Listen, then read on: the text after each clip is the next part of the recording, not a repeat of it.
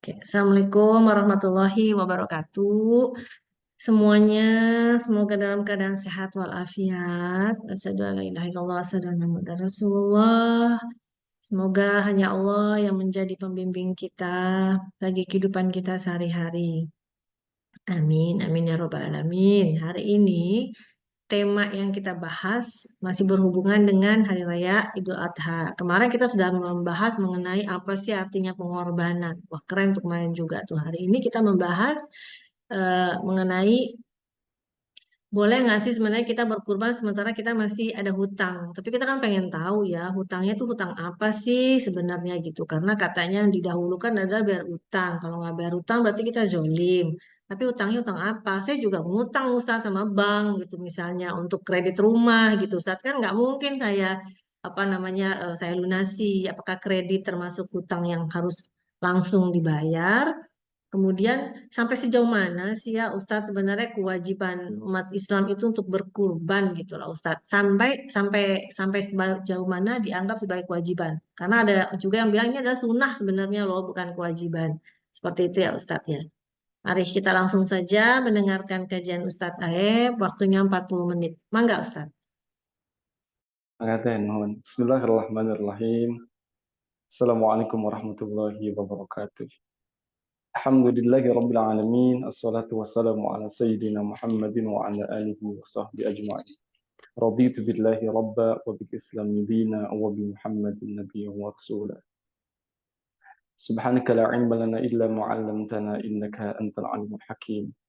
اللهم إنا نسألك علما نافعا ورزقا طيبا وعملا متقبلا وشفاء من كل داء سقام برحمتك يا أرحم الراحمين. رب اشرح لي صدري ويسر لي أمري واحلل عقدة من لساني يفقهوا قولي يا فتاه يا عليم يا فتاه يا عليم افتح لنا فتوح العارفين واجعلنا من عبادك الصالحين آمين يا رب العالمين. Jamaah semua, teteh-teteh, ibu-ibu, sahabat yang dirahmati Allah, kita tentunya senantiasa bersyukur, alhamdulillah.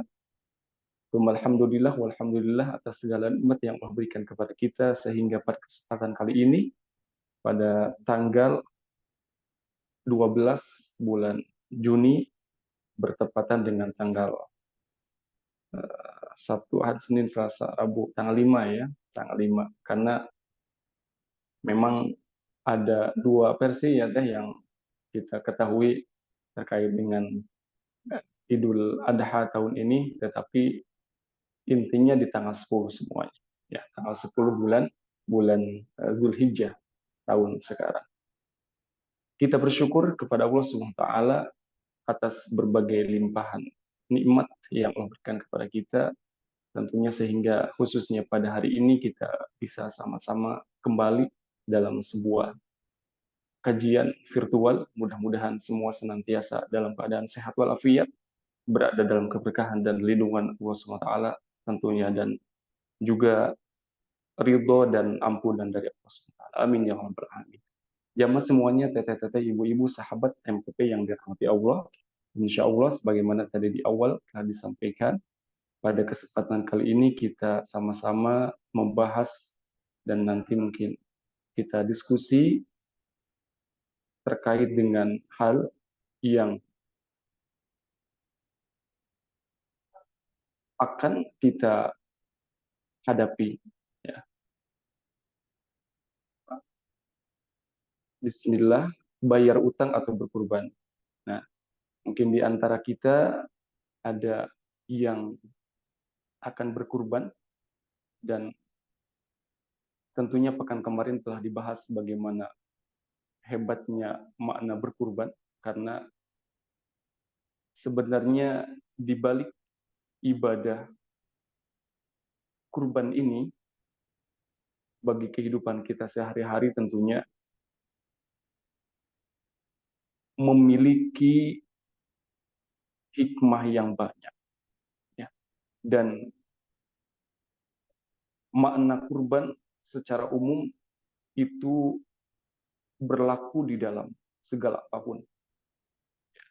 Kita sering mendengar mungkin perjuangan itu perlu pengorbanan, juga cinta itu perlu pengorbanan, ya. Segalanya berkaitan dengan pengorbanan, karena hakikatnya semua perjuangan itu ya tentunya dilalui dengan adanya pengorbanan. Nah, maka bagaimana tentunya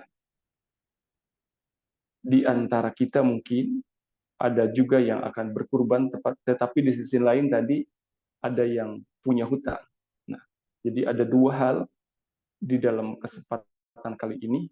Tentunya kita mungkin lebih banyak kepada membahas kurbannya, dalam artian walaupun mungkin sudah kita ketahui dan juga senantiasa melakukan, terutama ibadah kurban setiap tahun, tetapi bagaimana berkurban ini menjadi sesuatu yang begitu penting di dalam kehidupan, ya. Dan Allah Subhanahu wa taala memerintahkan bagaimana kita berkurban itu, salah satunya adalah terdapat dalam Al-Qur'an surat yang pendek. Surat yang pendek kalau secara hitungan ayat hanya 3 ayat, ya. Dan paling pendek. Mungkin ada juga surat yang 3 ayat, ya, surat Al-Asr itu kan 3 ayat, juga agak panjang dibandingkan dengan surat Al-Asr ini. Mohon maaf, surat Al-Kautsar. Surat Al-Kautsar. Nah, di surat Al-Kautsar itu ada fasholli li rabbika wanhar.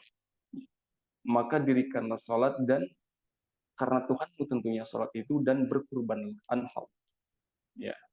Jadi nahar itu adalah jenis hewan yang disembelih dengan posisi berdiri. Kita ketahui bahwa memang di dalam berkurban itu kan tidak semua jenis hewan bisa dijadikan sebagai hewan kurban, kan. Walaupun punya ayam banyak, ya, sampai 100, ya, tidak bisa digunakan untuk berkurban walaupun itu hewan, ya. Tetapi ada hewan-hewan tertentu, di antaranya adalah unta, kemudian sapi, ya, kemudian juga domba ataupun kambing, ya. Jadi nahar itu hewan yang disembelih dan posisinya dia berdiri, ya. Mungkin seperti unta gitu kan. Kalau unta kan dia posisinya berdiri, kemudian dipotong lehernya. Nah, berbeda dengan jenis kambing ataupun sapi, itu kan ditidurkan gitu kan, ya, kemudian dipotong. Ada ketentuan-ketentuan. Nah, di sini adalah fasholli li rabbika wanhar, maka dirikanlah salat karena Tuhanmu, wanhar, dan kemudian berkurbanlah. Jadi ini kan suatu kesatuan dalam artian sholat dulu kemudian berkurban. Ya. Jadi sholat Idul Adha, kemudian setelah sholat baru berkurban. Fasholli li rabbika wanhar. Ini adalah di antara perintah bagaimana kita berkurban. Di antaranya dalam surat Al-Kautsar ini ayat yang terakhir. Fasholli li rabbika wanhar. Nah, jamaah sekalian, tete-tete, ibu-ibu yang dirahmati Allah, kemudian tentunya bagaimana kurban ini memiliki keutamaan. Di antaranya secara spiritual, keutamaan spiritual di dalam berkurban. Ya, karena yang disembelih itu adalah hewan yang bisa digunakan untuk berkurban, tetapi bagaimana kesan ataupun ini berdampak bagi spiritual orang yang berkurban. Ya. Karena ketika kita melihat bagaimana sejarah berkurban itu, Nabi Ismail yang dengan ikhlas ridho menerima ketentuan Allah ketika itu diperintahkan untuk disembelih oleh ayahnya Nabi Ibrahim, dan kedua-duanya tentu melakukan pengorbanan, terutama ini rasa gitu kan, tidak bisa dibayangkan secara akal yang sehat ya, seorang ayah ataupun orang tua menyembelih anaknya sendiri gitu kan. Ya, ya mungkin walaupun ada orang yang tega menyembelih anaknya, tetapi kejadian-kejadian belakangan ini kan juga ternyata setelah diselidiki ya ada orang depresi. Kalau orang yang normal gitu kan, ya, ini di luar logika bagaimana dia harus menyembelih ataupun ya, memotong leher anaknya gitu kan.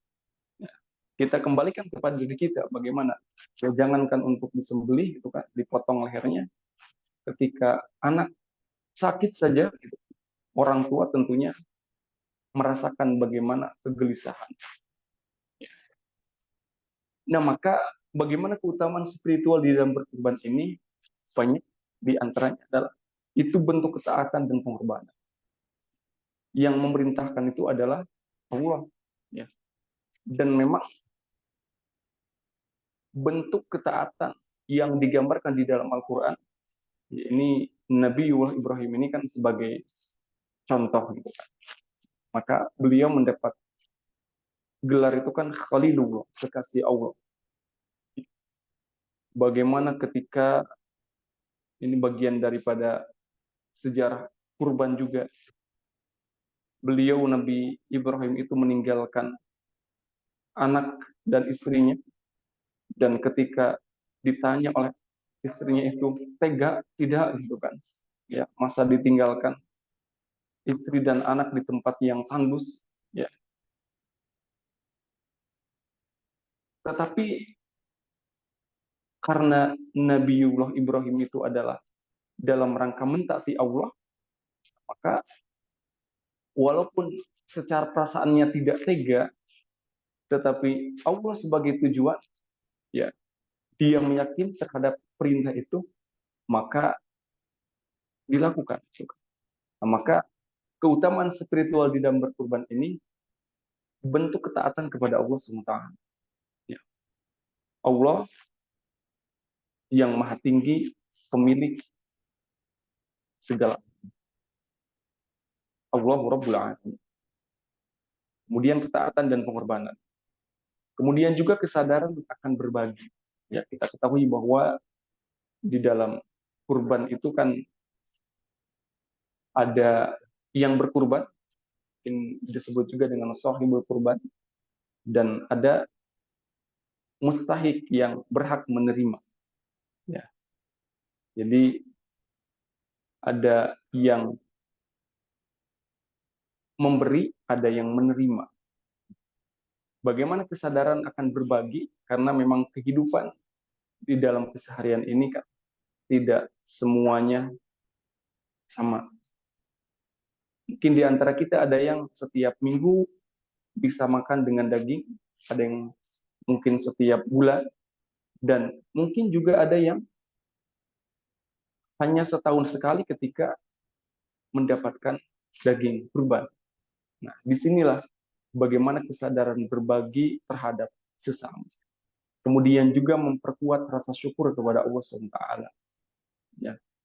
Menyadari bahwa ketika diberikan kelebihan oleh Allah dan kemudian berkurban, itu adalah di antara bentuk bersyukur kepada Allah SWT. Ya. Karena ketika berkurban, tentunya kan secara nominal kalau dibelikan kepada hewan, uang kan berkurang. Ya. Tetapi bagaimana di dalam berkurangnya itu meyakini bahwa dalam rangka tadi mentaati Allah Subhanahu wa taala, itu akan Allah tambahkan dengan bersyukur. Kemudian juga pembersih dari egoisme. Di dalam diri kita mungkin ada sifat-sifat kehewanan, itu sebenarnya yang disembelih itu sebagai gambaran. Jadi bagaimana hewan itu kan tentunya berbeda dengan manusia. Di sisi lain kan sebagai pembelajaran bagi manusia bahwa yang disembelih itu adalah sifat-sifat hewani yang ada di dalam diri manusia. Ya, maka dengan adanya berkurban itu membersihkan diri kita dari sifat egoisme dan sifat-sifat lain yang tidak baik. Ya, sifat kehewanan.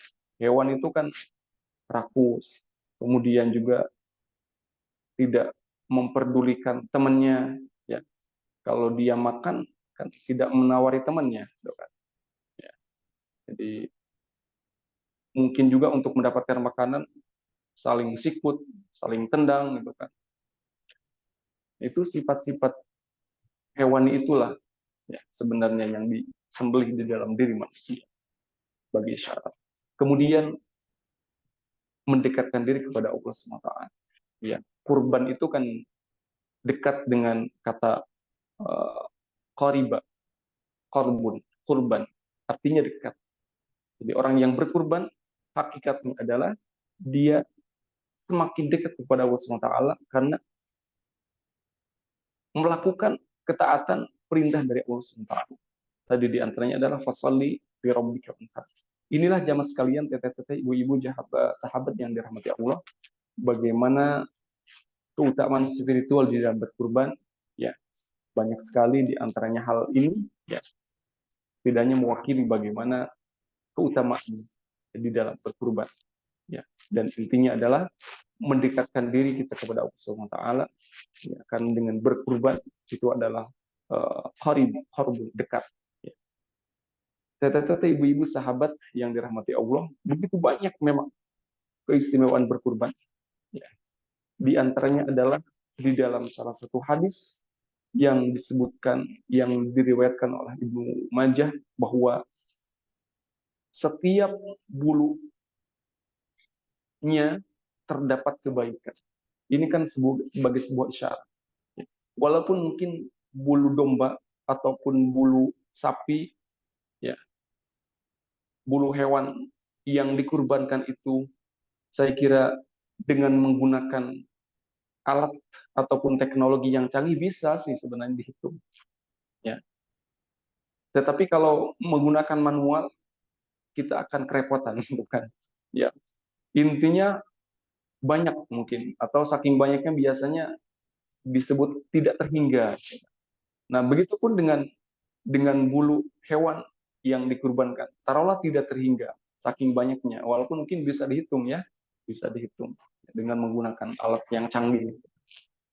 Nah, dan dari bulunya yang banyak itu, yang taruhlah tidak terhingga, itu setiap bulunya itu dihitung kebaikan.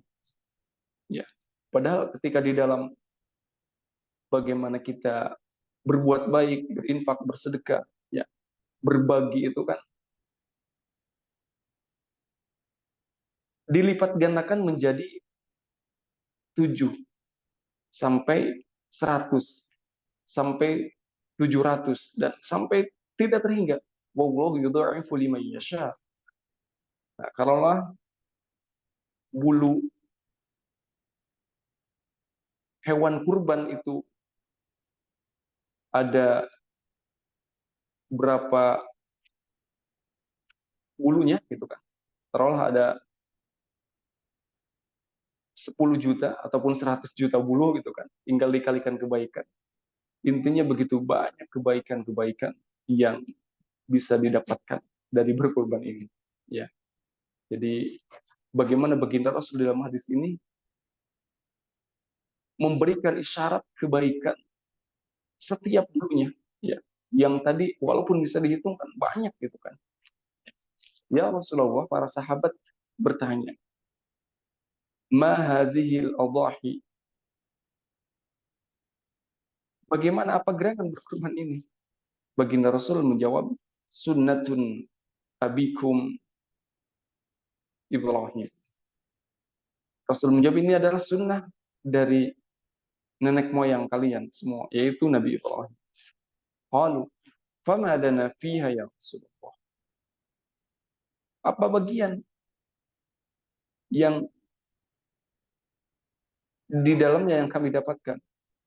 Baginda Rasul menjawab, bikulli sya'aratin hasan. Ya, bahwa pada setiap bulunya itu terdapat kebaikan. Bikulli sya'aratin hasan. Setiap bulunya terdapat kebaikan. Qalu fasufu ya Rasulullah. Para sahabat bertanya lagi, kalau wal, ya Rasul menjawab bikulli sya'aratin minas sufi hasanah. Jadi setiap dari bulu itu, dari wal itu terdapat kebaikan. Jadi bagaimana intinya kebaikan itu didapatkan begitu banyak ya dari berkurban itu. Bahkan ya dari setiap bulu hewan yang dikurbankan. Ya. Kemudian kurban juga merupakan ibadah penting bagi kaum muslimin. Maka nalahu sa'ah walam yadah wala yaqrabanna musallana. Bahwa Rasulullah bersabda, barang siapa yang mempunyai kemampuan tetapi tidak berkurban, maka janganlah dia mendekati, menghampiri tempat sholat kami. Ini sebagai sebuah isyarat bahwa orang yang tidak sesuai, ya, ataupun orang yang tidak berkurban, ya jangan dekat-dekat dengan kami. Ya, ini sebagai sebuah sindiran bahwa ya tidak bersama kanjeng Nabi. Ya, orang yang tidak berbuat kebaikan dalam hal ini berkurban, padahal dia mampu. Maka ini merupakan bagian ibadah yang penting bagi kita. Kemudian jamaah sekalian, terakhir daripada bagaimana berkurban ini adalah meraih ketakwaan.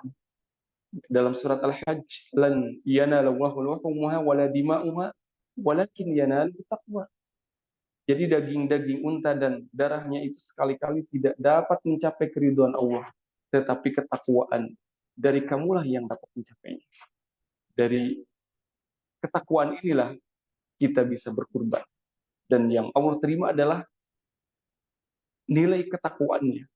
Ya, karena secara zahir kan dagingnya itu dimakan gitu kan. Nah, tetapi bukti daripada bagaimana berkurban itu adalah ketakwaan. Nah, kemudian berkurban itu tentunya ada caranya. Ada caranya, intinya adalah bagaimana kita menyadari. Ya. Kalau yang pertama kan baca bismillah, kemudian baca sholawat, kemudian bertakbir, bertahmid, kemudian berdoa. Inti daripada bacaan-bacaan ini adalah bagaimana kita menyadari bahwa hewan kurban yang Allah titipkan lewat kita itu adalah pemberian Allah dan dipersembahkan mencari keridhaan Allah. Ya. Yang pertama Bismillahirrahmanirrahim. Kemudian salawat Allahumma salli ala Sayyidina Muhammad wa ala ali Sayyidina Muhammad. Kemudian baca takbir. Ya. Takbir 3 kali, kemudian baca tahmid 1 kali. Allahu Akbar, Allahu Akbar, Allahu Akbar. Walillahil hamd. Jadi mengagungkan Allah lebih banyak ya di sini. Kemudian doa bagaimana kita menyadari bahwa hewan kurban ini hakikatnya adalah pemberianmu ya Allah. Dan kemudian dikurbankan karena mengharap ridho darimu. Maka ya Allah terimalah. Allahumma hazihi minka. Ya Allah, hewan kurban ini adalah semata-mata pemberian darimu. Ya. Wa ilaika, dan kami kurbankan hanya untuk mencari keridhaan. Fataqabbal minni. Ya. Maka terimalah dari kami. Ya Allah, ya Karim, wahai zat yang maha mulia. Ya, ini diantara doa hendak berkurban. Ya, jadi baca Bismillah, kemudian baca salawat, kemudian bertakbir, tahmid, kemudian doa minta diterima, ya, karena hanya untuk Allah berkurban itu. Allahumma hazihi minka wa ilaika wa taqabbal minni ya. Nah, ini bagaimana kita di dalam cara berkurban. Nah, kemudian berkaitan hukum berkurban itu nanti berkaitan dengan juga bagaimana kalau masih punya utang, ya. Menurut mayoritas ulama ataupun jumhur ulama bahwa hukum melaksanakan kurban itu adalah bagi kaum muslimin sunnah, ya, muakkad atau sunnah muakkadah, sunnah yang sangat dianjurkan tentunya bagi yang mampu melaksanakannya. Ya ayuhan nas inna ala kulli ahli baitin fi kulli amin adhiyatan.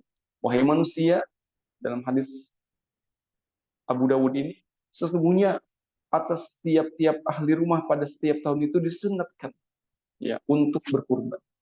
Jadi walaupun ada pendapat Imam Abu Hanifah itu yang menyatakan wajib, ya harus, tetapi mayoritas ataupun jumhur ulama berpendapat bahwa hukum berkurban itu adalah sunnah yang sangat dianjurkan. Ya, bahasa Arabnya sunnah muakkad. Ya, jadi ada wajib, ada sunnah muakkad, ada sunnah biasa itu kan. Ini pertengahan antara sunnah biasa dengan wajib. Jadi mendekati wajib memang. Ya, sunnah yang sangat dianjurkan bagi yang mampu. Ya, walaupun tadi ada pendapat Imam Abu Hanifah yang mengatakan sampai wajib. Nah, kemudian bagaimana berkurban, ya, tidak berkurban padahal mampu. Ya, tentunya dikembalikan kepada tadi hukum itu kan. Hukum meninggalkan kurban bagi orang yang mampu itu ya diperselisihkan. Karena tadi ada yang berpendapat mewajibkan, berarti ketika wajib tidak dilaksanakan, ya dosa. Ketika sunnah tidak dilaksanakan, ya tidak berdosa, tetapi dia tidak mendapatkan kebaikan. Ya, maka menurut mazhab Hanafiyah ataupun pendapatnya Abu Hanifah itu hukumnya berdosa sebab beliau menyampaikan hukum kurban adalah wajib. Ketika tidak berkurban padahal mampu, maka berdosa. Sementara menurut mayoritas tadi jumhur ulama, ya tidak ada konsekuensi dosa karena hukumnya berkurban itu adalah sunnah ataupun ya tidak wajib. Kalau tidak wajib ya tidak berdosa, tetapi dia tidak mendapatkan kebaikan, ya, tidak mendapatkan kebaikan. Nah, ini jadi dikembalikan kepada bagaimana hukum pendapat hukum di dalam berkurban. Walaupun ya mayoritas para ulama mengatakan bahwa sunnah muakkad, sunnah yang sangat dianjurkan.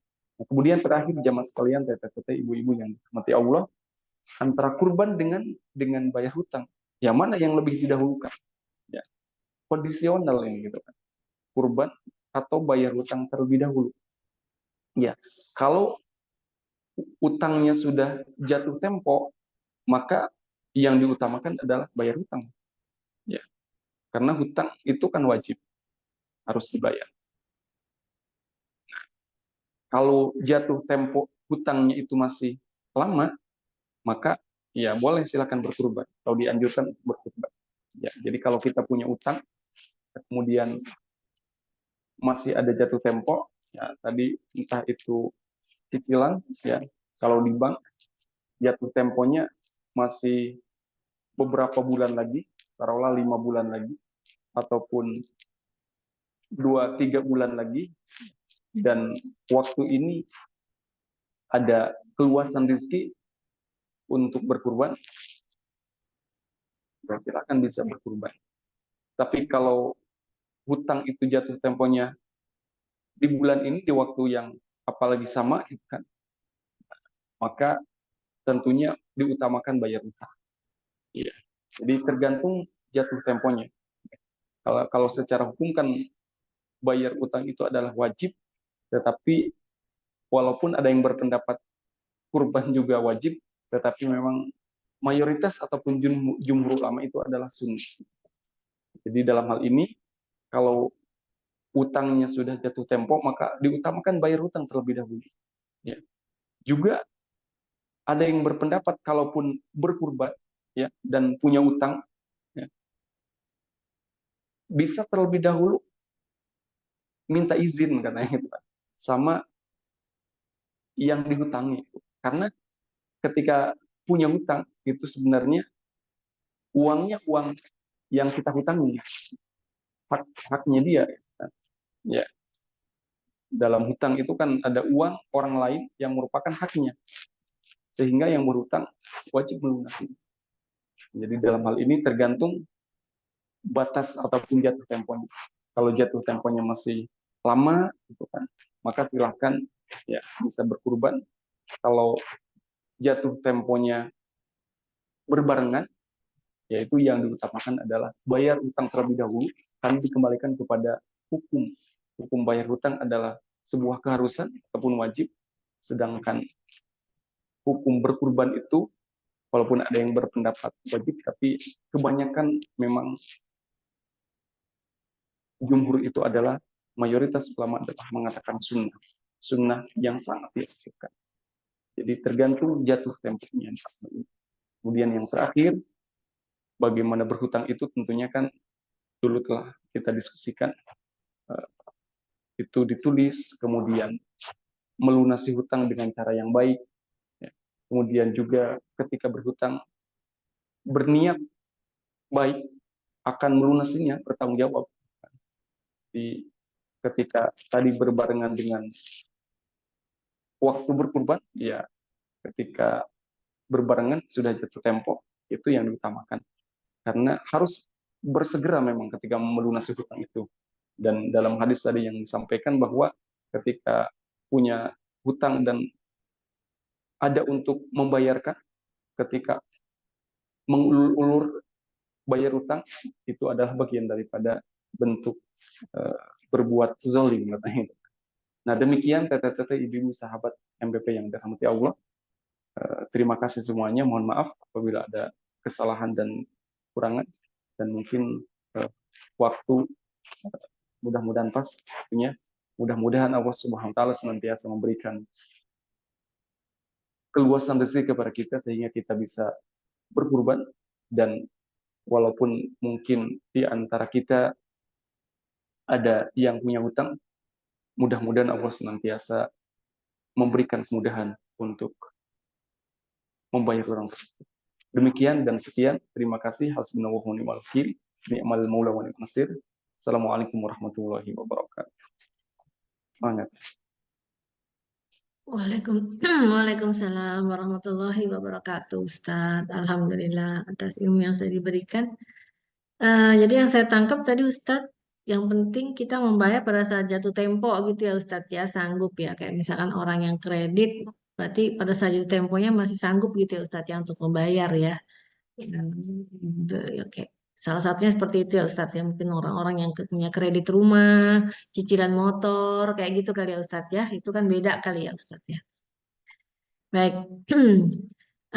Mungkin ada pantun dari Mbak Berta. Mbak Berta, gimana? Ada Mbak Dini. Ya, sekarang Mbak. aja Mbak. Ayo Mbak, langsung. Oh, siap. Baru dapat 7, Ustadz. Sebentar. Aduh, bentar. Jadi salah tingkah ini. Assalamualaikum warahmatullahi wabarakatuh. Waalaikumsalam warahmatullahi wabarakatuh. Merantau jauh tak lupa pulang ke kampung jauh yang kesekian. Idul Adha yang datang menjelang, Ustadz Aib hadirkan dalam kajian. Masak rendang di dalam santan, rendang disimpan di dalam rantang. Ada orang fokus ke mantan, sampai lupa membayar utang. Cuaca hangat, sinar mentari, menyapa bumi di waktu pagi. Tebar kurban ke penjuru negeri, bayar utang tar lagi, tar lagi. Dari Surabaya menuju Malang, melihat sawah luas terbentang. Silaturahmi putus dan hilang, akibat ngamuk ditagih utang. Sudah tua kelakuan bak budak, inginnya dituruti segala kehendak. Pinjam uang keperluan mendadak, ditagih utang emosinya meledak. Makin melambung utang negara, ditulis berita membuat tersipu. Berkurban dengan ikuti tata cara, sunnah muakkad bagi yang mampu. Selalu syukur lagi dan lagi untuk rezeki yang dianugerahi. Kurban sadarkan untuk berbagi, dekatkan diri, syukur pada ilahi. Wassalamualaikum warahmatullahi wabarakatuh. Waalaikumsalam warahmatullahi wabarakatuh. Benar ya Mbak Berta, yang ngutang sekarang jauh lebih galak dibandingkan dengan yang mengutangi ya Mbak Berta ya. Dan itu Betul. jadi fenomena luar biasa gitu. Keren itu Mbak Dini, lagi jadi lifestyle. Iya benar, yang galak yang ngutang gitu kan. Heeh. Makanya Ustadz saya mah jujur ya Ustadz, saya bukan tipe orang yang seneng ngutangin orang Ustadz. Mendingan kalau ada orang minjem ke saya, biasanya saya kasih aja semampu saya. Saya bilang udah deh saya kasih aja nggak usah jadi utang gitu. Daripada jadi utang gitu Ustadz ya. Udah nanti apa tagihnya susah gitu ya. Akhirnya yang ada jadi dosa gitu kan. Gak Habis apa-apa kajian nanti dibilang. utang semua ke Mbak Dini, biar kasih-kasih. Iya, aku apa-apa aku mau dibilang pelit juga daripada diutangin gitu. Nanti malah nggak bisa makan gitu. Baik Ustadz, kita lanjut ya Ustadz ya, masih bahas yang tadi. Kaitan tadi yang utang kayaknya cukup jelas ya kalau masalah utang ini dengan kurban kayaknya cukup jelas tadi utang utang Ustadz banyak ini jadi bingung deh utang Ustadz atau kan bingung tuh. Tadi Ustadz sudah membahas sudah cukup jelas jadi secara fikih juga gitu ya Ustadz. Nah sekarang pertanyaannya nih Ustadz, saya ada pertanyaan. Bentar masuk ya ke chat saya. Mana tadi chatnya? Sebentar, saya baca ya Ustadz. Ini pertanyaan dari no name, cie. Assalamualaikum Ustadz. Suami saya seorang vegetarian. Dia juga sensitif sekali dengan hal-hal yang berkaitan dengan daging dan darah. Lihat kucing terluka saja dia nggak tega. Jadi sampai saat ini saya belum berhasil mengajak dia untuk berkurban. Bagaimana caranya menjelaskan kepada dia bahwa disembelihnya seekor hewan kurban bisa berpengaruh kepada spiritual manusia. Suaminya ini adalah mualaf ya Ustadz ya. Jadi orang Perancis yang masuk Islam. Nah, bagaimana ini Ustadz? Mohon Ustadz.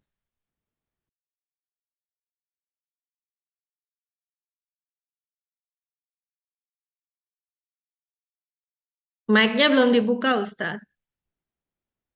Iya, mohon maaf ya. Ya baik, terima kasih atas pertanyaannya. Baik, di antara kita mungkin ya tadi sebagaimana yang disampaikan di pertanyaan itu mungkin ada yang vegetarian dan manusia kan sebenarnya di antara itu semua ya. Kalau di dalam ilmu apa tuh? Ilmu hal makanan ya. Kalau tidak salah dalam ilmu IPA kalau di sekolahnya IPA, ilmu pengetahuan alam ya. Dulu ketika masih kecil ingat gitu kan bahwa ada pemakan daging, ada pemakan rerumputan gitu kan. Ya, dan manusia termasuk yang rakus sebenarnya kan. Ya, daging dimakan juga rerumputan juga dimakan, tumbuhan. Ya. Nah, maka tetapi tidak bisa dipungkiri juga sebagaimana tadi yang disampaikan. Ada mungkin yang vegetarian ya sukanya makan yang dari itu protein apa berarti nabati ya teh itu kan. Nah, dan memang secara makanan ya itu katanya berdampak juga ataupun ada hubungannya ya. Yang kalau daging itu memang kan panas ya, itu kan. Ya. Jadi ya membawa kepada suhu badan juga karena ya kan dimakan gitu kan.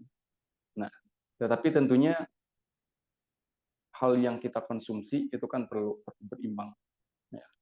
Perlu berimbang antara daging dan juga sejenis tadi tumbuh. Sekarang kan banyak makanan juga yang olahannya yang berasal dari dua jenis itu semua. Nah, bagaimana kita berdiskusi ataupun mungkin ngobrol dengan tadi salah satunya yang disampaikan bahwa kalau secara rasa ya mungkin itu ada tidak itu ya laki-laki juga kan ada yang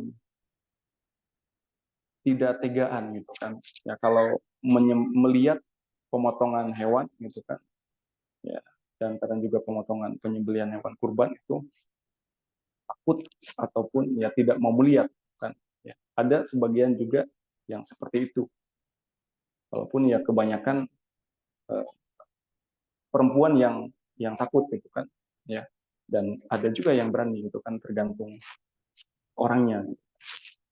Nah, ini memang ada kaitannya bagaimana hewan yang dipotong itu dengan spiritual, bahwa maknanya adalah menyembeli sifat hewani yang ada di dalam diri manusia, ya, karena dalam sebuah ayat itu disebutkan ketika manusia berbuat kejahatan, ya, itu bisa lebih rendah daripada binatang, ya. Walaupun di sisi lain tadi bahwa binatang yang dikurbankan itu, dan ketika berkurban juga kan tidak sembarangan, ya, itu ada ketentuan-ketentuan hewan yang boleh ataupun syarat yang dikurbankan, ya. Di antaranya adalah tidak cacat gitu kan, ya, matanya tidak cacat, telinganya tidak cacat, ya. Kalau cacat kan tidak sesuai dengan syarat, itu tidak boleh gitu kan. Jadi hewannya juga memang harus sehat lah intinya gitu kan, harus sehat. Nah, tetapi bagaimana di sisi lain juga ketika manusia berbuat kejahatan ataupun tidak sesuai dengan ketentuan, ya. Dan tadi ada sifat-sifat hewani memang yang tidak baik kan, kebanyakan hewan itu kan ketika akan makan dia tidak peduli temannya ataupun ya berbutan, pokoknya sifat-sifat hewan yang tidak baik. Maka ketika manusia berbuat seperti hewan, nah itu kan di dalam Al-Quran surat Al-Araf itu balhum abal, ya, manusia bisa lebih jelek derajatnya dibandingkan hewan ketika dia tidak sesuai dengan ketentuan, ya. Ya mungkin ini ada hubungannya juga ketika kita menghubungkan, ya. Jadi bagaimana di dalam penyembelihan itu, ya, hakikatnya tadi adalah sebagai isyarat memotong, menyembelih sifat hewani yang ada dalam diri manusia, ya, walaupun ya ketika kita lihat kepada sejarah di dalam penyembelihan itu kan terkait dengan ketaatan dan rasa, itu kan mana ada orang tua yang tega menyembelih anaknya, itu kan terkait dengan bagaimana perasaan, ya. Maka itulah hubungannya antara hewan yang dipotong ataupun disembelih di dalam berkurban. Itu mungkin yang bisa ditanggapi terkait dengan tadi orang yang suka vegetarian dan ya mungkin ketika tidak suka daging-dagingan ataupun ya jarang, jadi mungkin ada rasa kasihan atau rasa gimana gitu terhadap hewan gitu kan, ya yang di dalam berkurban itu mungkin bisa.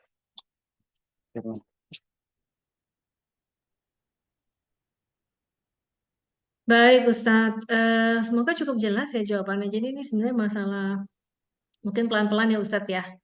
Namanya juga baru kali ya, ya Ustadz ya. Jadi memang harus seperti ini, memang harus pelan-pelan.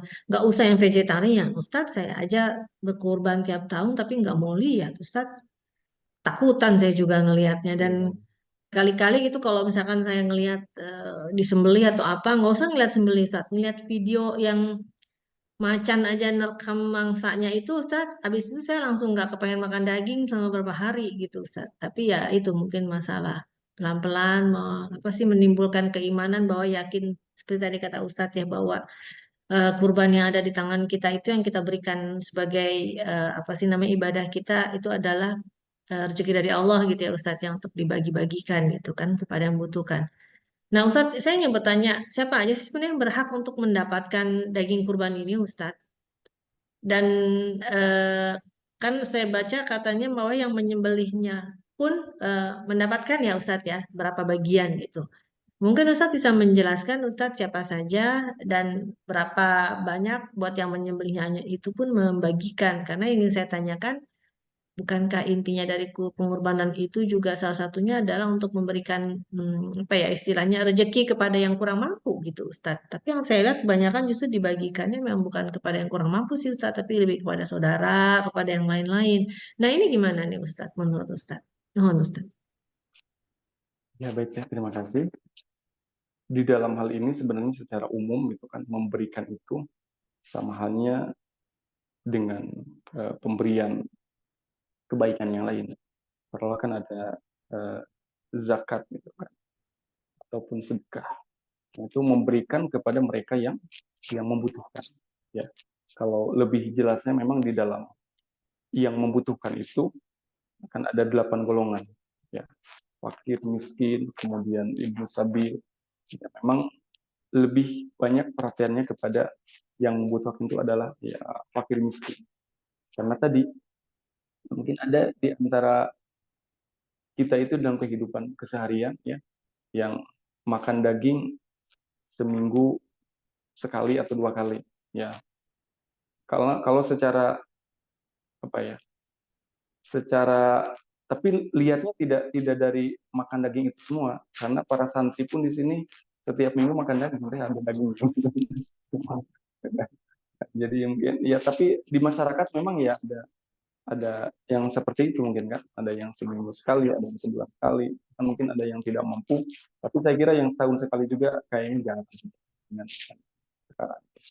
Ya, jadi memang diberikannya adalah ya, berkurban itu kepada orang lain yang membutuhkan dan orang yang berkurbannya boleh itu kan boleh mengambil untuk dikonsumsi ya sepertiganya ya sepertiga dari yang dikurbankan. Ya, kalau kambing itu ada berapa? Ada 9 kilo, ya dia boleh mengambil 3 kilo berat. Kalau sapi itu ada 90 kilo, berarti sepertiganya 30 kilo. Yang 30 kilo kan kalau sapi kan 7 orang ya, berarti 30 dibagi 7. Jadi berapa? 30 dibagi 7. Ya, berapa? 4 kali 7 kali 4. Ya sekitar 4 kilo. 4 kilo atau 5 kilo. 7 kali 5, 35. Ya maksimal ya 4,5 sampai 5 kilo atau 4 kilo. Ya itu boleh. Gitu kan. Ya tidak ngambil juga tidak apa-apa. Ya, ya dibolehkan sepertiganya. Gitu kan. Dan ya berkurban itu kalau secara ya kan ada mungkin yang Allah memberikan kelebihan rezeki alhamdulillah setiap tahun berkurban ya dan itu di sisi lain bagaimana di dalam agama Islam ini kan ya alhamdulillah banyak syiarnya gitu kan ya dengan adanya berkurban kan kita menjadi ya mungkin secara ini walaupun ada yang tadi seminggu sekali sebulan sekali ya setidaknya setahun sekali bisa makan daging ya bisa berbahagia gitu kan dan kebahagiaan ini kan juga tidak dirasakan oleh ya ya dirasakannya oleh semuanya gitu kan ya saya yakin yang berkurban juga lebih lebih bahagia gitu kan lebih bahagia dengan berkurban karena itulah janji Allah yang diberikan bahwa orang yang berkurban ya dalam hal ini kan memberikan ya infak sedekah itu kan berkurban ya dia akan mendapatkan kebahagiaan yang lebih dibandingkan dengan yang menerima sebenarnya itu kan ya falahum ajruhum inda rabbihim gitu kan inna wala khaufun 'alaihim wala hum yahzanun akan di antaranya adalah mendapatkan kebahagiaan gitu kan bahagia ketika kita mendapatkan daging kurban itu bahagia terlebih orang yang berkurbannya itu akan mendapatkan kebahagiaan yang lebih ya maka daging kurban itu ya diberikan kepada ya sekitar yang dekat gitu kan jadi karena ada kesamaan antara berkurban dengan akikah itu kan sama-sama memberikan daging cuma kalau akikah kan disunahkannya itu adalah daging yang sudah masak kalau kurban daging yang mentahnya gitu kan ya, jadi sama-sama memberikan kepada kepada sesama, ya tadi kan berbagi, dan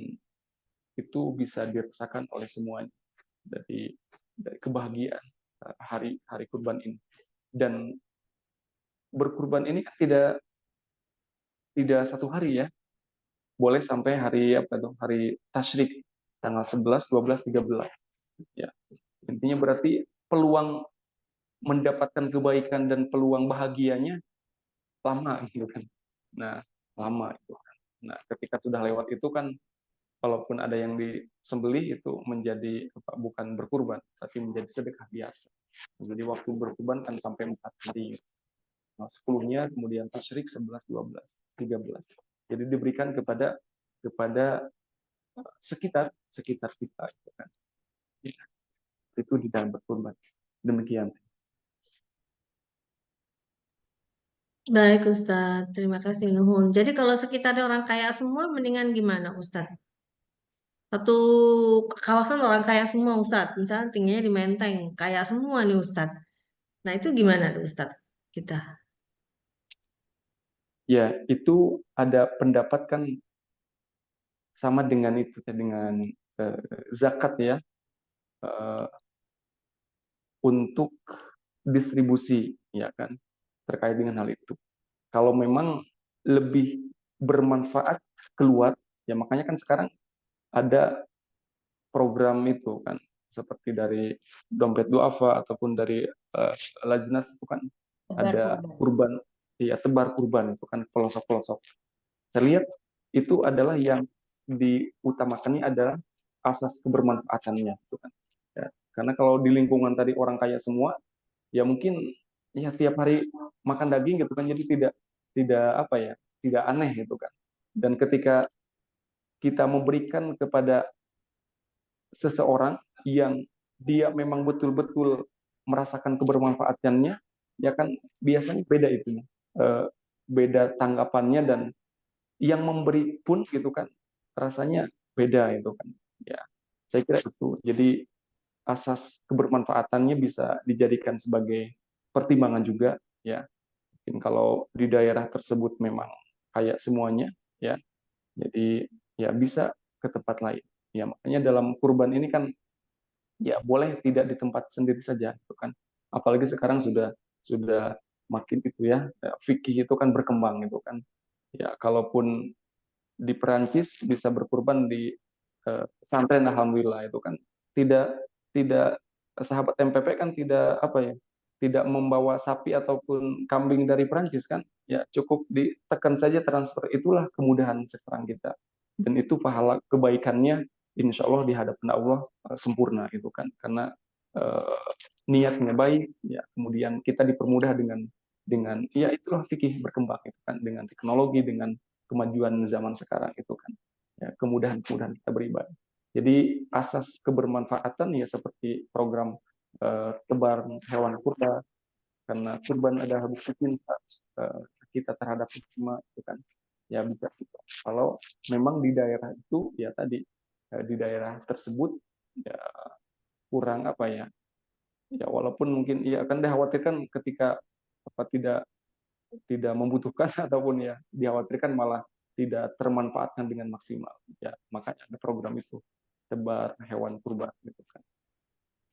Bisa ke tempat-tempat yang banyak gitu kan. Ya, ke pesantren ataupun kepada lingkungan yang di sana. Ya, mungkin kalau mau ke Palestina kan ke kamp pengungsian gitu kan. Ya bisa ke tempat-tempat itu. Ya, demikian memang. Baik Ustadz, cukup jelas Ustadz. Baik, terima kasih Ustadz. Ini ada pertanyaan dari Teh Madina. Silakan Teh Madina, katanya nggak berhubungan dengan tema, nggak apa-apa, boleh, silakan. Enggak. Terima kasih Teh Dini. Assalamualaikum Pak Ustadz. Iya, semalam kami di meja makan sedang berunding, tiba-tiba ada pertanyaan dari suami karena tahu hari ini hari Rabu, jadi titip ya pertanyaannya, katanya gitu. Jadi seandainya begini Pak Ustadz, ada sebuah kasus seseorang itu dengan raga apa namanya, raganya sehat, tapi dia dalam keadaan koma, tidak sadar diri dan hanya bergantung dengan mesin misalnya gitu ya Pak Ustadz. Lalu sebenarnya kalau mesin itu dimatikan, artinya dia sudah tidak ada lagi. Nah, yang jadi pertanyaan dalam Islam, apakah boleh itu Pak Ustadz, dia mendonorkan organnya, organ tubuhnya jika mesinnya dimatikan gitu Pak Ustadz. Apakah itu ada hukumnya dalam Islam, dilarang atau tidak? Seperti itu pertanyaannya Pak Ustadz. Saya kurang tahu gimana ngejawabnya. Jadi titipan pertanyaan buat Pak Ustadz gitu. Terima kasih Pak Ustadz. Assalamualaikum. Waalaikumsalam warahmatullahi wabarakatuh. Baik, terima kasih Teh Madina. Terkait dengan donor, itu kan donor organ, ya. Tentunya di dalam hal ini, kalau yang banyak ditemukan kan donor itu kan, donor darah. Dan itu di sisi lain kan membantu itu kan, membantu bagi orang yang membutuhkan. Ya, kalau kondisi yang tadi disampaikan, ya tentunya kan yang lebih paham betul bagaimana kondisinya kan yang ahli, ya ahli di bidang kesehatan, ya dokter gitu kan dan tim medis. Tapi kalau melihat dari segi apa, segi kebolehannya itu kan bagian daripada donor ya, bagian daripada donor. Ya, donor itu diperbolehkan, ya walaupun bagian donor organ tubuh, ya itu ada yang ya ada dua pendapat, ada yang membolehkan, ada yang tidak memperbolehkan. Yang membolehkan karena ia membantu orang lain, kemudian juga ya, membuat yang dibantunya kan lebih maslahat, ya usianya itu kan. Ya kalau tadi yang mendonorkan itu memang sudah ya tidak ya taruhlah ajalnya sudah bisa diprediksi walaupun ya namanya usia itu kan Allah yang menentukan. Ya, tapi mungkin secara kondisi secara syariatnya ya ataupun secara sebabnya ya kemungkinan tidak lama lagi hidupnya gitu. Maka ketika ada yang lebih membutuhkan dari organ itunya ya diperbolehkan untuk didonorkan itu kan. Ya. Nah, itu lihatnya kepada asas manfaat daripada organ itu kan. Ya, jadi diperbolehkan kalau memang lebih bermanfaat itu didonorkannya organnya itu. Walaupun mungkin di sisi lain ya ada yang tidak memperbolehkan. Yang tidak memperbolehkan di antara alasannya adalah karena menyakiti. Ya, menyakiti yang bersangkutan. Ya tinggal dilihat aja maslahat sama manfaatnya gitu kan dari dua hal itu gitu kan. Ini yang ketika akan mendonorkan organ itu ya apakah lebih bermaslahat untuk orang yang akan menerima donornya atau lebih bermaslahat untuk yang akan berdonornya gitu kan ya tapi kalau tadi melihat sudah apa ya tergantung mesin dan mungkin ada yang lain yang apalagi mungkin ibaratnya masih apa yang membutuhkannya itu adalah masih keluarganya itu kan ya yang tinggal dilihat maslahat sama manfaatnya dari kedua hal itu dari sisi orang yang berdonornya ya juga yang akan menerimanya tapi kalau secara umumnya seperti itu yang memperbolehkan itu adalah ya untuk kemaslahatan orang yang akan menerima ya dan kemudian juga bagaimana yang mendonorkan itu juga tidak tersakiti. Tinggal saya kira bagaimana dua hal itu. Tentunya yang lebih mengetahui kan bagaimana kondisinya juga mungkin walaupun sakit itu yang merasakan memang yang bersangkutan, tapi setidaknya yang ahli kan seperti dokter ataupun tim medis kan bisa dengan ilmunya, dengan teknologinya kan bisa itu semua gitu kan bisa menangani itu semua demikian Madinah yang bisa ditanggapi. Baik, terima kasih Pak Ustadz. Berarti nggak ada hukum larangan hisapnya atau apa gitu ya Pak Ustadz ya. Jadi boleh ya itu ya Pak Ustadz ya.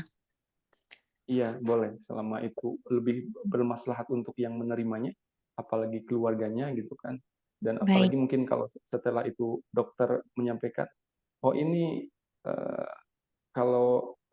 sudah tidak ada harapan, dan ketika ini didonorkan kepada yang lebih membutuhkan, ya taruhlah tadi yang sudah sama, itu kan tidak sembarangan juga.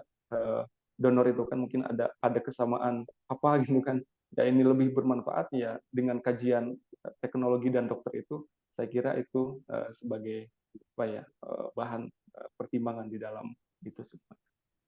Baik, Nun Pak Ustadz. Assalamualaikum.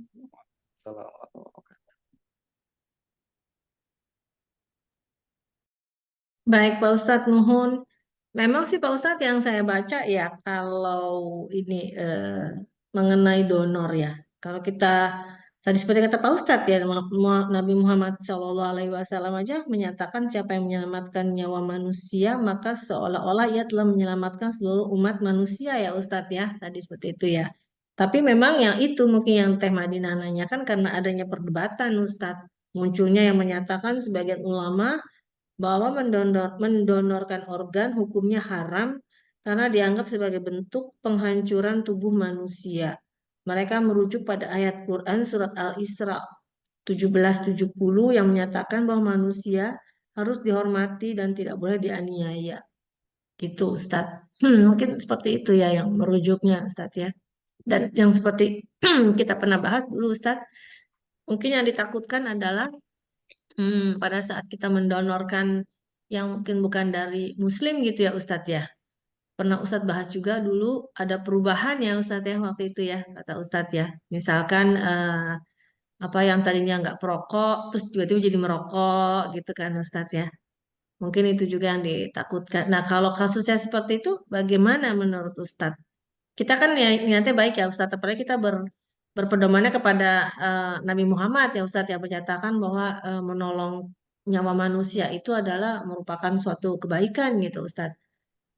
Menurut Ustadz itu bagaimana kalau misalnya nantinya ada perubahan Ustadz, perubahan dari si orang tersebut yang menerima donor, karena pernah ada kejadian, seperti yang bapak saya juga pernah tuh, bapak saya kan saya pernah cerita juga kan bapak bahwa ada orang yang tadinya bukan perokok, peminum alkohol, tapi terus dia mendapatkan donor jantung, yang mana ternyata orang itu adalah peminum alkohol dan juga perokok, dan tiba-tiba itu merubah gitu, Ustadz, merubah kehidupan orang itu tersebut. Dan saya punya sahabat di Perancis, Ustadz, yang mana dia menerima donor ginjal 2 kali, Ustadz. Jadi saya melihat perubahan di diri teman saya itu 2 kali, Ustadz. Ginjal pertama dia diterima, dia menjadi orang yang sangat tertutup, terus takutan dan sebagainya. Kemudian 10 tahun kemudian ginjalnya harus diganti. Dia tiba-tiba menjadi orang yang sangat ceria, senang makan dan macam-macam gitu, Ustadz. Jadi saya melihat 2 perubahan itu ketika dia mendapatkan 2 kali donor ginjal, Ustadz. Nah ini menurut Ustadz bagaimana? Gitu. Nuhun, Ustadz. Ya baik, terima kasih ya.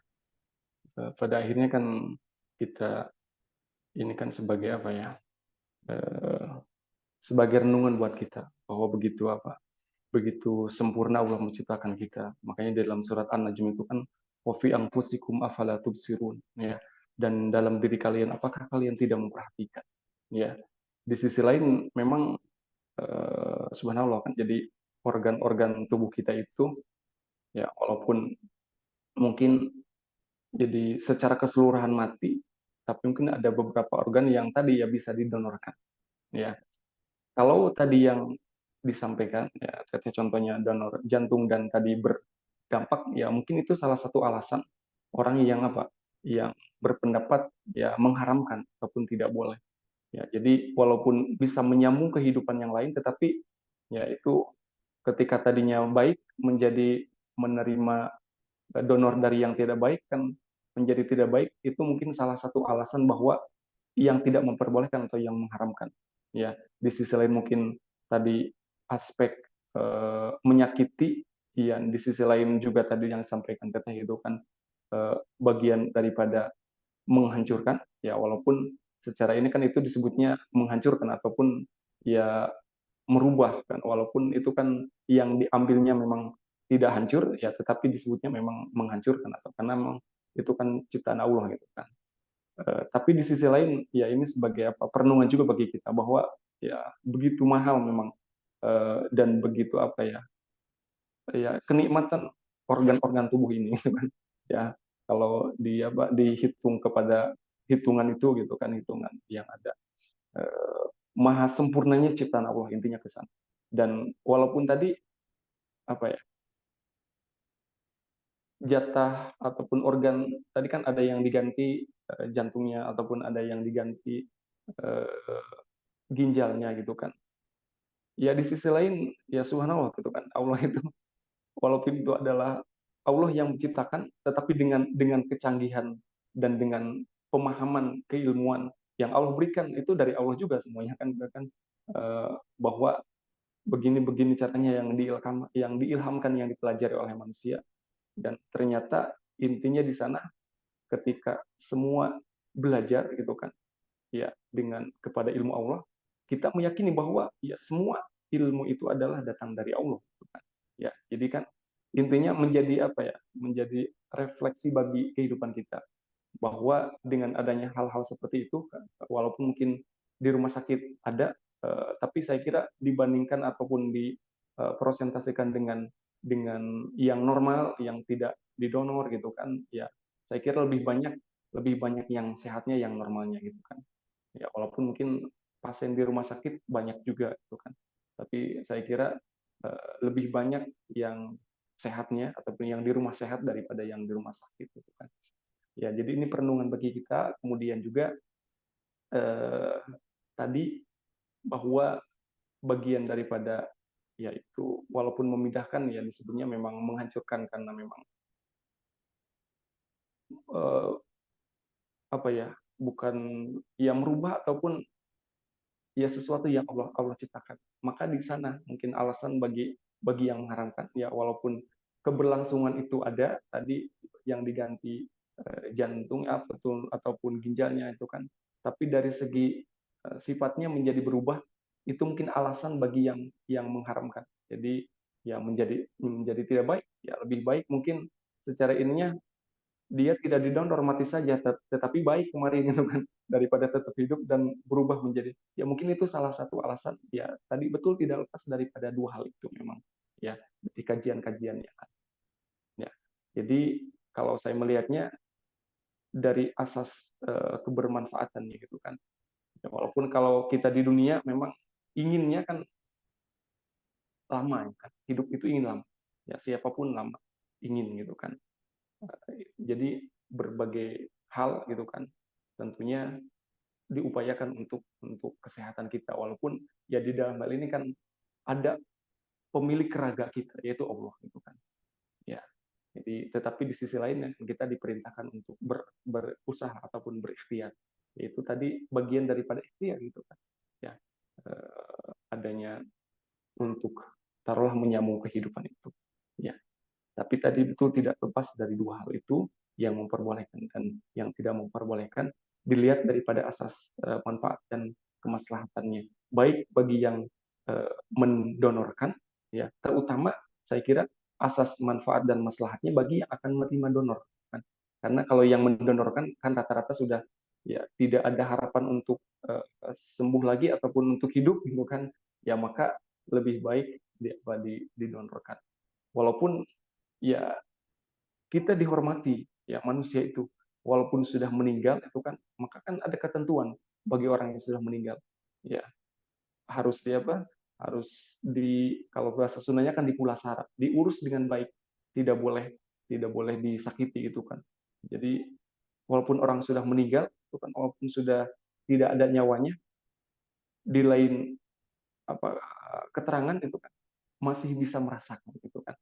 Jadi kan mayat itu kan juga tidak boleh ini kan sudah tidak ada nyawanya, kan tidak boleh seenaknya gitu kan, kayak bawa Barbie nggak boleh gitu kan, kan ada ketentuannya itu kan. Jadi itulah bentuk penghormatan kita. Mungkin salah satunya tadi juga itu yang yang mengharamkan ataupun yang tidak memperbolehkan. Walaupun sudah mayat manusia ya tidak boleh sudah tidak ada dia tidak merasakan ibaratnya secara sudah tidak nyawanya, tapi di sisi lain memang dia dapat merasakan itu kan. Ya. Jadi di sanalah saya kira kembali kepada asas manfaat dan maslahat dari kedua hal itu. Dari orang yang mendonorkan, juga dari yang akan menerima donor gitu kan. Wallahu a'lam. Baik Ustadz, ya Ustadz ya, walau alamnya niatnya baik gitu ya Ustadz ya. Apakah nanti ya ada lanjutannya to be continue perubahan Ustadz itu ya walau alam itu juga atas izin Allah ya Ustadz ya. Apapun yang terjadi kan, kalau Allah memang tidak mau merubah sifatnya ya bisa aja kali ya Ustadz ya. Benar kata Ustadz tadi. Baik, sepertinya sudah tidak ada pertanyaan lagi dan juga waktunya juga sudah mau pukul 12 siang Ustadz di sini. Ini Ustadz mungkin waktunya sudah pukul 5 sore ya Ustadz ya. 5 betul ya. Iya, kita tutup pengajian kita seperti biasa Ustadz. Kita minta eh, apa namanya kesimpulan. Juga minta tolong Ustadz doa nih khusus untuk anak-anak kami Ustadz yang tanggal 14 Juli ini akan ujian negara. Ujian negaranya ujian negara Prancis ya. Ada Bazil, ada Faika, siapa lagi ya yang anak-anaknya udah dewasa? Mungkin nggak banyak ya Ustadz ya, yang senior gitu. Usianya ya Teh Alfi ya. Eh, Ada Hamsa teh, Hamsanya Teh Karin. anaknya Teh Karin juga. Anaknya siapa lagi ya? Kayaknya yang lain masih imut-imut deh anaknya deh. Iya benar, kita doang yang anaknya sudah pejaka. Baik Ustadz, minta tolong doanya Ustadz buat anak-anak kita yang akan menghadapi ujian tanggal 14 Juni. Kemudian selebihnya tanggalnya beda-beda ya, Telvi habis itu ya. Kalau Bazil kan dapatnya 1 Juli. Mungkin Oh, Faika beda. beda. Faika juga 1 teh, Oh 1 ya. Oh ya udah kalau itu sekalian aja Ustadz. Doanya borong Ustadz. tapi Buat beda-beda sih teh. ya, tolong Ustadz jadi doa anak-anak kami semoga lulus karena ini penting banget nih apa namanya ujian bahasa Perancis di Perancis tuh Ustadz ya namanya juga tinggal di Perancis ya Ustadz. Kemudian tadi kesimpulan dan ditutup oleh doa Ustadz. Mangga Ustadz. Baik, terima kasih Teh, Teteh, Ibu-ibu, sahabat MPP semuanya.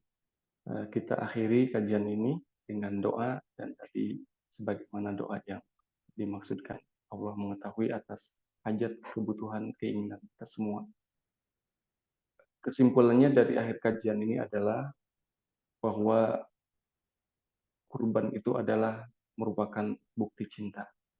Cinta kita kepada Allah, cinta kita kepada sesama. Ya, karena dengan kurban itu kan kita berbagi. Ya, jadi kurban merupakan bukti cinta kepada Allah karena hakikatnya adalah Allah menerima ketakwaan dari orang yang berkurban. Ya, walaupun ada keterangan bahwa ketentuan-ketentuan di dalam berkurban harus diperhatikan. Ya, karena nanti di antara faidah ataupun keutamaan orang yang berkurban itu adalah hewan kurbannya itu sebagai bukti nanti di akhirat. Ya, mungkin di sisi lain kalau bisa ditunggangi punya tunggangan, ya, punya tunggangan nanti ketika melewati sirat. Walaupun tentunya hewan kurbannya adalah bukan hewan kurban yang di dunia, ya, karena hewan kurban yang di dunia adalah sudah dikonsumsi, sudah dimakan, tetapi intinya adalah Allah Maha segalanya untuk mengganti itu semua. Ya. Jadi kurban adalah bukti cinta kita kepada Allah, bukti cinta kita kepada sesama dengan berbagi dan yang lain. Dan kita juga berdoa di akhir ini tadi sebagaimana yang disampaikan, ya, nama-nama tadi yang Teteh sampaikan, putra-putri tercinta yang akan ujian, ya, dimanapun siapapun, terutama tadi yang disampaikan, dan nanti kita bacakan Al-Fatihah. Ketika Al-Fatihah dibayangkan putra-putrinya, kemudian yang didoakan, kemudian juga namanya, ya, supaya Allah memudahkan, ya, dimanapun bagi siapapun, terutama kepada yang kita maksudkan. Mudah-mudahan Allah senantiasa memberikan kemudahan, yasir umurana, Allah memberikan keberkahan, dan Allah senantiasa memberikan yang terbaik kepada kita semua dimanapun kita berada. Kepada nama-nama tadi yang disebutkan yang akan ujian, mudah-mudahan sekali lagi Allah memberikan kesehatan, ya, karena kesehatan itu penting sekali, ya, walaupun pintar tetapi nanti juga kondisinya harus sehat, ya, ketika ujian. Sekali lagi mudah-mudahan Allah memberikan kesehatan juga kemudahan di dalam ujian, terkhusus bagi tadi nama-nama putra-putri yang disebutkan. Al-Fatihah. A'udzubillahi minasyaitonir rajim. Bismillahirrahmanirrahim. Alhamdulillahirabbil alamin. Arrahmanir rahim. Maliki yaumiddin. Iyyaka na'budu wa iyyaka nasta'in. Ihdinas siratal mustaqim. Siratal ladzina an'amta 'alaihim ghairil maghdubi 'alaihim waladdallin. Siapapun yang berkurban di tahun ini, mudah-mudahan Allah memberikan keberkahan, memberikan pahala terbaik. Dan siapapun yang punya hutang, mudah-mudahan Allah memudahkan untuk membayarnya. Dan Allah memberikan perlindungan kepada kita semua. Amin ya rabbal alamin. Allahumma sholli ala habibina wa syafi'ina wa dhuhrina awalan Muhammad amin ya rabbal alamin. Hamdan na'imin, hamdan syakirin, hamdan yufi ni'amahu wa yakfur mazidah. Ya Rabbana lakal hamdu wa lakas syukru kama yanbaghi bi jalali wajhika ya azim sultanik. Ya Rabb taqabbal minna ya Rabb innaka antas samiul alim wa tub alaina innaka antat tawwabur rahim. Allahumma la tada' lana dzalban illa ghafartah. Ya Allah ighfir dzunubana, ampunilah dosa kami semua ya Allah, dosa orang tua, guru-guru kami semua ya Allah. Ighfir dzunubana ya Rabb. Allahumma la tada' lana dzalban illa ghafartah wa la hamman illa farajtah. Siapapun yang punya kebingungan masalah, Engkau berikan jalan keluar ya Rabb. Wala hamman illa farajtah wala dainan illa qadaitah. Siapapun di antara kami yang mempunyai hutang, Engkau lunasi, Engkau mudahkan ya Rabb. Wala dainan illa qadaitah wala maridan illa syafaitah. Siapapun di antara kami yang sakit, Engkau berikan kesembuhan ya Rabb. Allahumma shfi maradana ya Rabb warham mautana wala maridan illa syafaitah wala maitan illa rahimtah. Siapapun di antara kami yang Engkau telah panggil, Engkau telah matikan dulu, Engkau berikan rahmat ya Rabb. Wala maridan illa syafaitah wala maitan illa rahimtah. Allahumma ighfir lahum warhamhum wa'afihim wa'fu anhum. Wala hajatan min hawaijid dunya wal akhirah. Tiada kebutuhan, kemudahan, Engkau berikan kemudahan dan kesuksesan yang terkhusus kepada putra-putri yang akan ujian, Engkau berikan kesehatan, berikan kemudahan. Yasir umurana ya Rabb. Allahumma la sahla illa ma ja'altahu sahla wa anta taj'al hadzal idza syi'ta sahla. Allahumma yassir umurana ya Rabb. Allahumma yassir umurana ya rabbal alamin. Wala hajatan min hawaiji dunya wal akhirah illa qadaitaha wa yassartaha ya arhamar rahimin wa ya akramal akramin. Rabbana atina min ladunka rahmah wa hayyi lana min amrina rashada. Rabbana atina fid dunya hasanah وفي الآخرة حسنة وقنا عذاب النار وادخلنا الجنة مع الأبرار يا عزيز يا غفار وصلى اللهم على سيدنا محمد وعلى آله وصحبه وسلم آمين يا رب العالمين. Demikian, terima kasih hatur nuhun teteh-teteh semuanya. Mohon maaf apabila ada kesalahan, kekurangan dan kekhilafan. Sehat semuanya dan selamat Hari Raya Idul Adha.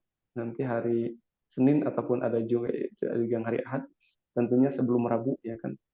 Selamat semuanya, mudah-mudahan Allah senantiasa sekali lagi memberikan kesehatan dan keberkahan dan Allah menerima amalan kita semua, terutama amalan kurban dan Idul Adha. Amin ya rabbal alamin. Assalamualaikum warahmatullahi wabarakatuh. Waalaikumsalam warahmatullahi wabarakatuh. Hatur nuhun pisan Ustadz atas ilmunya hari ini. Masya Allah, kita kembali mendapatkan ilmu yang bermanfaat. Insya Allah membuat kita semakin istiqomah dan bisa membimbing kita dalam kehidupan kita sehari-hari ya. Menambah ilmu itu berarti menambah keimanan insya Allah ya Ustadz ya. Mohon maaf lahir batin bila tadi ada kesalahan. Ustadz sepertinya Rabu depan kita libur Ustadz. Karena memang banyak juga yang berhalangan, termasuk saya juga berhalangan, Ustadz. Jadi kita libur, hitung-hitung libur Idul Adha, Ustadz. Jadi Ustadz juga tenang dalam mempersiapkan untuk wisuda ya, Ustadz ya. Gitu. Ya. Jadi Rabu depan insya Allah kita tidak ada pengajian, tapi minggu berikutnya kita ada pengajian dan pengajiannya sepertinya tertutup ya Ustadz ya, kalau nggak salah ya, minggu akhir agak-agak lupa gitu. Biasanya kita membahas mengenai surat yang sedang kita baca, surat Tadarus yang sedang kita baca, Tadabur ya Ustadz ya. Baik, terima kasih sekali lagi Ustadz Aep, sehat-sehat selalu. Terima kasih untuk Teh Desi tadi yang sudah membantu Tadarus. Terima kasih semuanya yang sudah bergabung. Sehat-sehat walafiat semuanya. Mohon maaf lahir batin. Selamat Lebaran. Yang di Perancis Lebarannya insya Allah Minggu Ustadz sudah ada pengumumannya tanggal 16. Kalau di Indonesia seperti biasa ya Ustadz ya, selalu tanggalnya 2 ya Ustadz ya. Ada Muhammadiyah, ada pemerintah gitu. Jadi udah nggak aneh ya Ustadz ya. Kalau di Prancis insya Allah tanggal 16 Ustadz. Jadi tanggal 16 insya Allah kita nanti makan gulai kalau yang di Prancis. Saya buka open house lagi seperti biasa Ustadz gitu. Kalau Ustadz deket mas silakan mampir. Berhubung jauh ya fotonya aja Ustadz nanti saya kirim ya Ustadz ya. Sekali lagi terima kasih Siap, siap. semuanya. Sehat-sehat semuanya. Wassalamualaikum warahmatullahi wabarakatuh. Kita tutup dengan hamdalah. Alhamdulillah subhanakallahumma wa bihamdika asyhadu an la ilaha illa anta astaghfiruka wa atubu ilaik. Wassalamualaikum warahmatullahi wabarakatuh. Terima kasih semuanya.